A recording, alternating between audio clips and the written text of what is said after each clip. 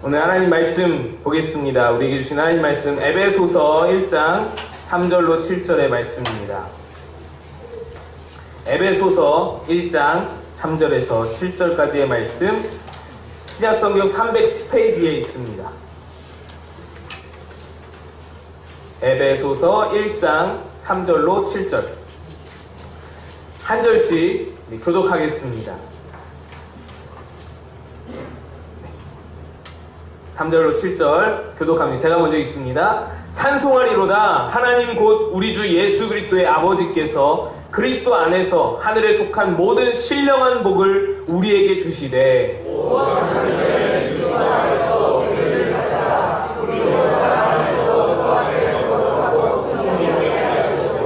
그 기쁘신 뜻대로 우리를 예정하사 예수 그리스도로 말미암아 자기의 아들들이 되게 하셨으니 이는 그가 사랑하신 자 안에서 우리에게 거저주시노라. 그의 은혜의 영광을 찬송하게 하려 주시라. 함께 있습니다. 우리는 그리스도 안에서 그의 은혜의 풍성함을 따라 그의 피로 말미암아 속량 곧 죄사함을 받았느니라. 아멘.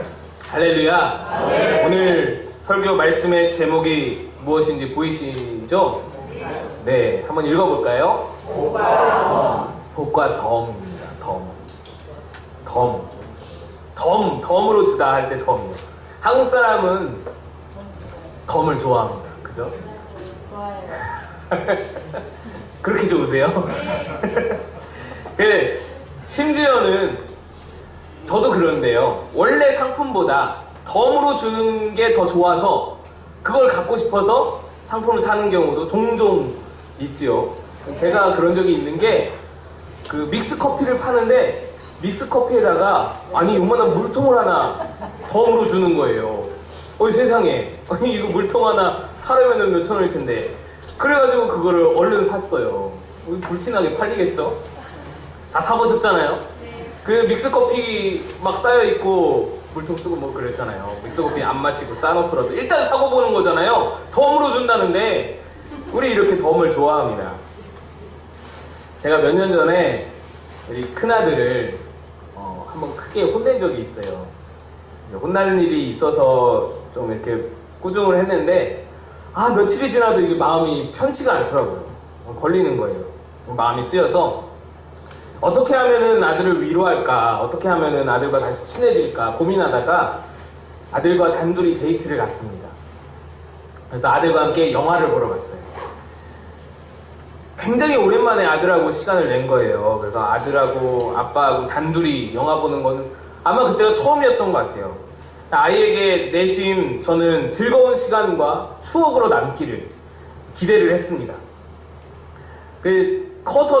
나중에 커서도 우리 아빠가 나랑 이렇게 영화 보는 걸 이렇게 기억하는 그런 거 말하면 참 좋을 것 같다는 생각에 너무 욕심을 많이 냈죠, 제가. 아무튼 그렇게 영화를 보러 갔어요. 영화관에 도착을 해서 티켓을 끊고 음료를 사고 이렇게 둘러보고 있는데 아이의 눈길을 한눈에 사로잡는 게 하나 있었어요.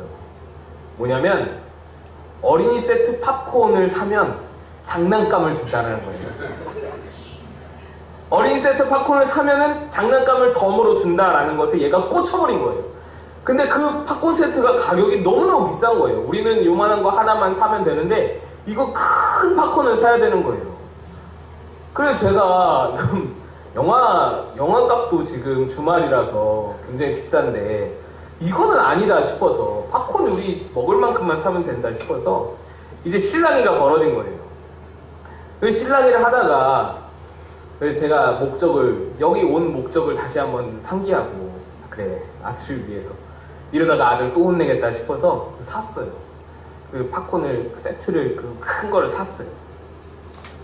애가 완전히 영화와 팝콘은 간데없고 이 장난감만 보이는 거예요. 제가 마음이 좀 상하려고 했어요.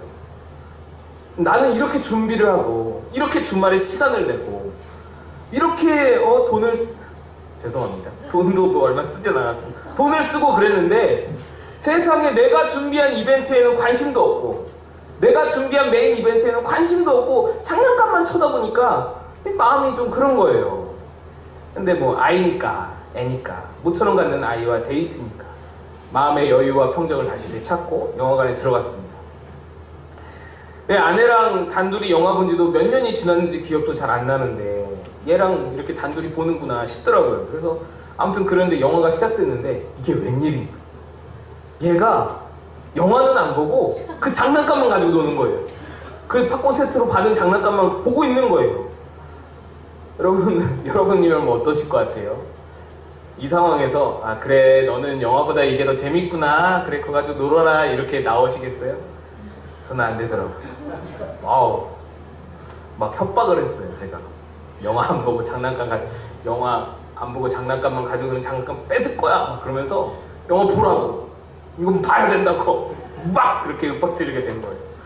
되게 웃긴 상황이 돼버린 거죠. 아이에게 좋은 추억 만들어 주려고 아이와 이렇게 위로해 주려고 아이와 친해지기 위해서 영화를 보려고 왔는데 이제 그 영화를 아이에게 막 강요하고 있는 거예요. 제가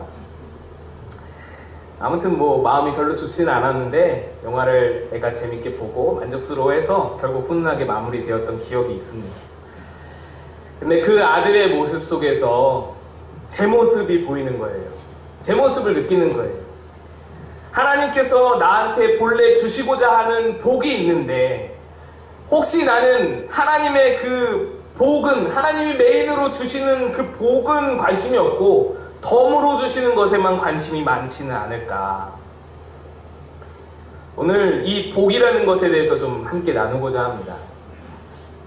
얼마 전에 은퇴하신 백주년 기념교회 이재철 목사님께서 쓰신 새신자반이라는 책에 보면 복을 이렇게 정의를 하세요. 복은 애프터 서비스다. 따라해볼까요? 복은 애프터 서비스다. 어느 브랜드의 자동차를 구매하면 그 브랜드는 일정 기간 동안에 애프터 서비스를 제공합니다. 그렇죠? 그래서 어느 부분이 이상하면 차에 뭐가 이상하면 바퀴가 이상하면 브레이크가 이상하면 서비스를 받고 점검도 해줍니다. 차주에게 애프터 서비스는 차를 관리하는 데 있어서 큰 도움을 주는 굉장히 좋은 서비스죠. 그런데 만약 어떤 차주가 차를 사놓고 매일같이 하루가 멀다 하고 애프터 서비스를 받기 위해서 공업사를 찾는다면 그럼 어떨까요? 이 차를 사는 것은요, 차를 산다는 것은 직장도 타고 다니고 여행도 가고 뭐 마트도 가고 그러려고 쓰려고 사는 건데 차를 운전해서 가는 곳이 오직 애프터 서비스인 거예요. 오직 애프터 서비스만 바라보고 있는 거예요. 차를 산 목적이 애프터 서비스를 받기 위해 차를 산다면 이런 여러분 문제가 있다는 것이죠. 아무리 애프터 서비스가 좋고 도움을 주는 것이고 아주 기가 막히더라도 애프터 서비스를 위해서 차를 사는 사람은 없다라는 것이죠. 하나님이 예수 그리스도를 통해서 구원의 자동차를 우리에게 허락하시고 그 차를 잘 관리하고 잘 굴릴 수 있도록 복이라는 애프터 서비스를 허락하시는데 우리가 바라보는 것은 그 메인 이벤트가 아니라 그 팝콘에 딸린 장난감을 바라보는 아이처럼 덤으로 주신 은혜만을 바라보고 있다라는 것이죠. 내게 주신 진짜 복은 따로 있고 그 나머지 것들은 다 덤으로 주시는 복이라는 것이고 이것을 구분을 잘 할 수 있어야 분별을 잘 할 수 있어야 하나님 마음에 합한 사람이 될 수 있다라는 것입니다. 오늘 본문은 로마 감옥에 갇힌 바울이 에베소 교회에 보내는 편지입니다. 여러분 감옥에 갇혔으니 얼마나 마음이 힘들고 어렵겠습니까? 그런데 이 편지의 내용은 그 힘듦이 전혀 느껴지지가 않아요. 오히려 굉장히 놀라운 감격이 막 담겨있는 내용입니다. 오늘 보면 첫 구절에 3절은 이렇게 시작을 합니다. 찬송하리로다. 찬송하리로다 이렇게 시작을 하는 거예요. 감옥에서 편지 쓰는데 찬송하리로다 이 말이 터져 나오는 거예요. 바울이 가식적으로 쓰는 것일까요? 자기는 너무 힘든데 지금 뭐 찬송이고 뭐고 막 죽을 맛인데 찬송하리로다 이렇게 쓰는 것일까요? 그게 아니라는 것이죠. 바울은 전심으로 찬송이 터져 나오는 상황에서 찬송하리로다 쓴 것입니다. 우리 눈에는 사실 이 문장이 그리 감격스럽게 다가오지 않죠. 그냥 문서로만 보면 그냥 이 글자로만 보니까 원어 성경에서 보면 놀라운 사실을 발견하게 됩니다. 에베소서 1장 3절에서부터 14절의 말씀이 우리 성경에는 총 6문장으로 되어 있거든요. 1장 3절에서 14절까지 꽤 긴 절이잖아요. 굉장히 긴 문장인 장문입니다. 6문장으로 우리는 나누어져 있어요. 그 6문장도 사실 뭐 하려고, 뭐 했으니, 하사 이런 접속사가 굉장히 많이 쓰이면서 여러 차례 쓰이면서 연결이 되어져서 만들어져서 말이 6문장이지 이 문장들을 다 분해해보면은 14문장이 나와요. 14문장으로 쓸 수 있습니다. 그런데 원어 성경에서는 3절에서 14절까지 말씀이 한 문장으로 되어 있는 거예요. 끊김이 없이 계속해서 줄줄줄줄줄 나온다는 거예요. 우리말로 번역할 때 편의를 위해서 여러 문장으로 갈라놓은 것이지 원래 바울이 편지 쓸 때는 이 모든 내용을 한 문장에 담았다라는 거예요. 저는 요 상황을 볼 때, 요 언어적인 그 해석을 볼 때 바울의 그 마음 상태가 어땠는지를 좀 짐작해 볼 수 있었어요. 이 바울이 흥분한 상태가 아닐까? 바울이 막 감격해서 흥분한 상태가 아닐까? 설교로 치자면요, 한숨에 숨도 잘 쉬지 않으면서 한숨에 많은 문장들을 따다다다다다 막 이야기하는 것이죠. 전 못해요. 저한테 요구하지 마시고 말을 하는 것이잖아요.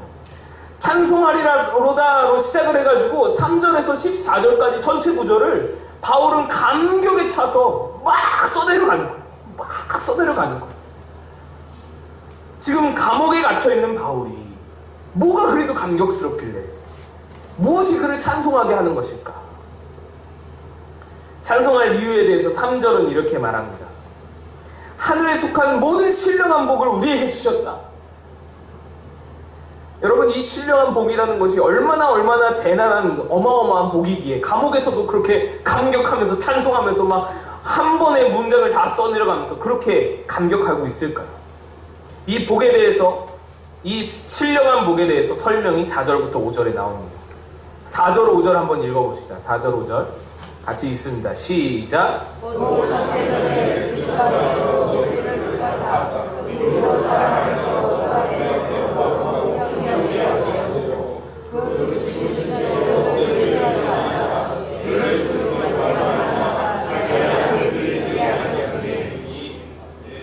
요약하면 그겁니다. 택하고 예정했고 아들 삼았다라는 거예요. 하나님께서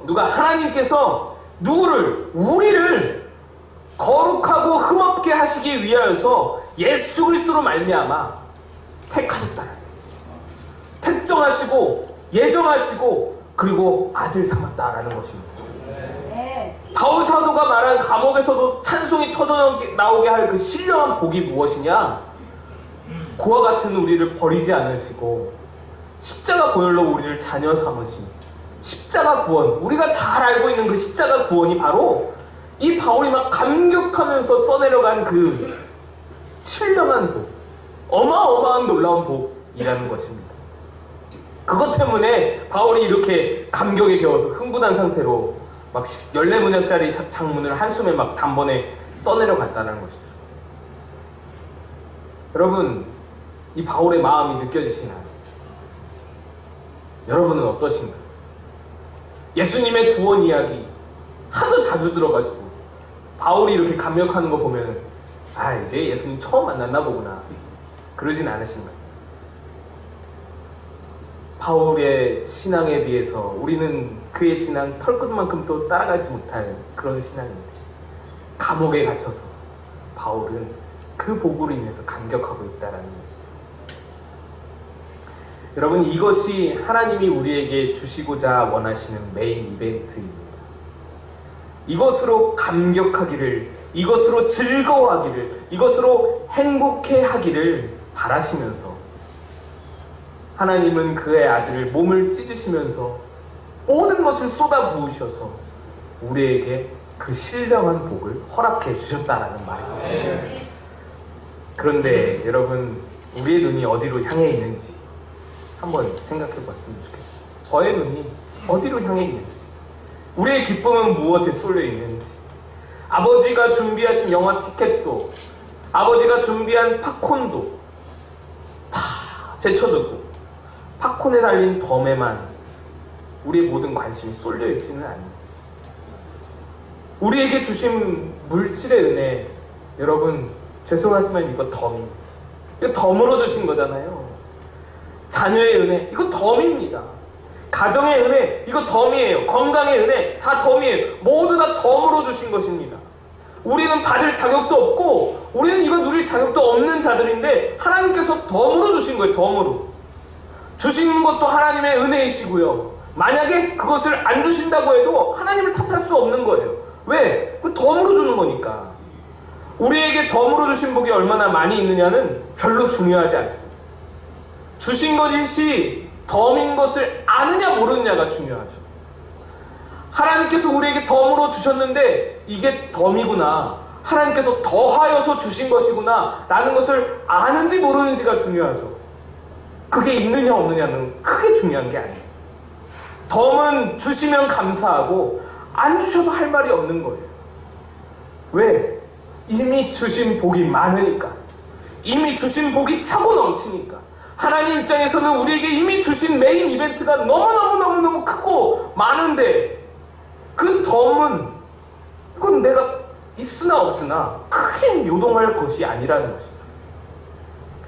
누구에게는 이런저런 덤을 주시고서 나에게는 왜 안 주시냐고 따지며 하나님은 날 사랑하지 않는가 보다고 하면서 하나님께 원망하고 토라질 그런 자격이 사실 우리에게는 없다라는 것입니다.